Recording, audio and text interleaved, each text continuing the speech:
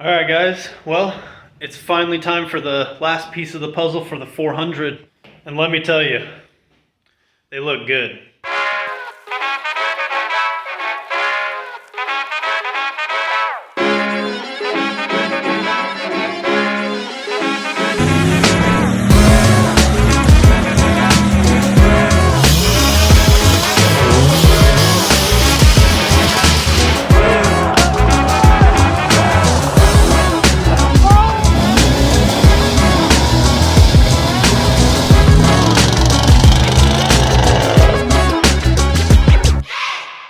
How's it going, everybody? Well, in today's video, we're finally going to get around to doing the suspension on the 400. And as you can tell by the title of the video, you can already guess maybe what suspension I'm putting on it. But the part you don't know is which ones I went with. So, may I present to you the Elka Legend Series.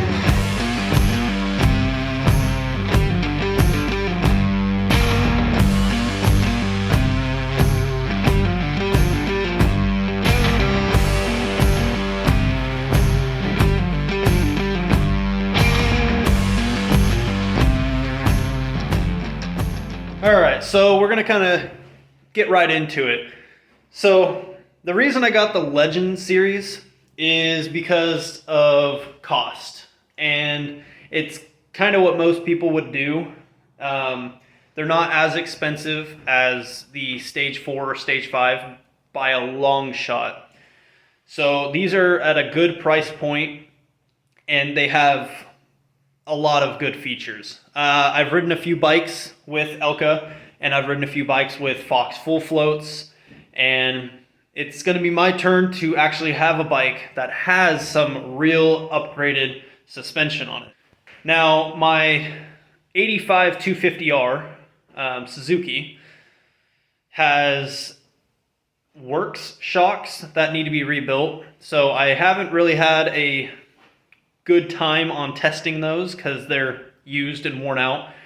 But for the 400, I'm finally going to have a real good upgrade, because right now I have the 450R shocks, which they work. They're better than the factory 400EX shocks, but compared to the upgrade that you're going to get with going with an Elka shock or even a Fox full float, depending on what you're going to be doing.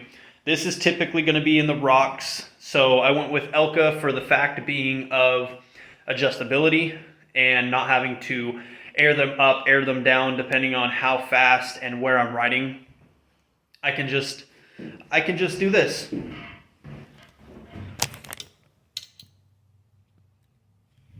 That's it. Just clickers. It's as easy as that. So getting to kind of the specs of the shocks from what I understand. I am no expert by any means. This is my first pair of real aftermarket shocks on any of my bikes that are brand new. So on these in particular, they have a low speed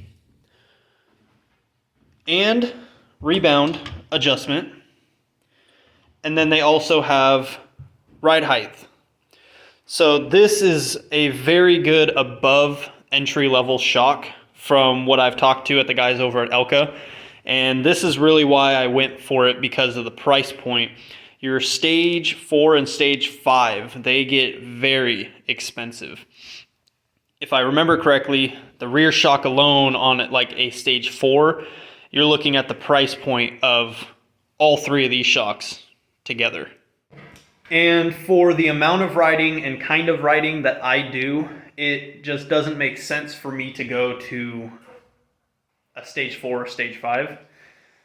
I'm not racing. I'm not doing the Baja 1000, anything like that. But I do like to go on 12-hour rides. And that's exactly what we're going to be doing in Natchez. But enough talking. Let's get him on the bike.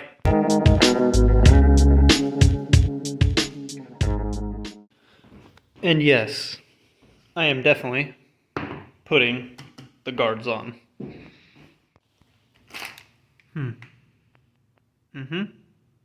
Yep. Cool. Got it.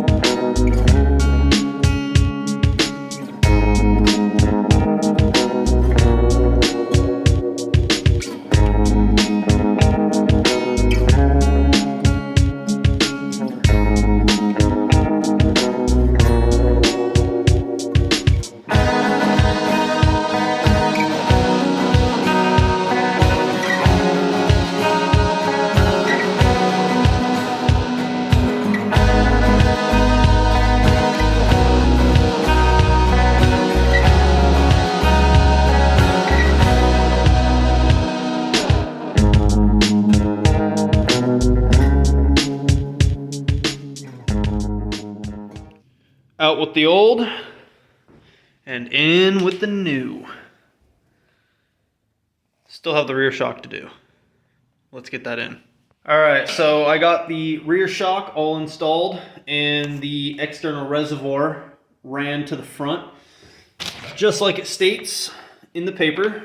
And yes, I actually read that one. The first one was pretty self-explanatory.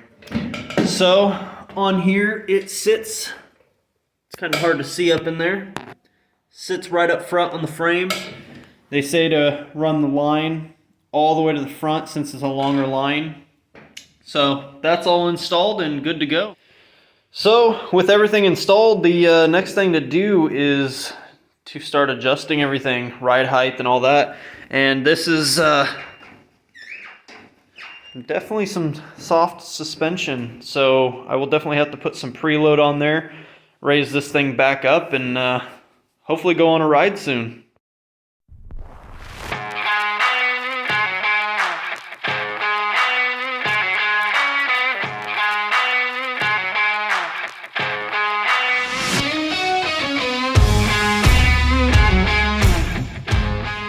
Well, that's the final surprise for the 400, Elka shocks. So we should be good to go for 4th of July in Natchez. Rode the bike around a little bit on the road in the neighborhood and set the ride height a little bit higher and adjusted the low speed, 1 click stiffer. But we'll be able to test it here. We're gonna be going to Capitol Forest and hopefully a few other rides before 4th of July. But other than that, that's pretty much it for the video. I hope you guys enjoyed and stay tuned for the next one. And as always, stay off-road.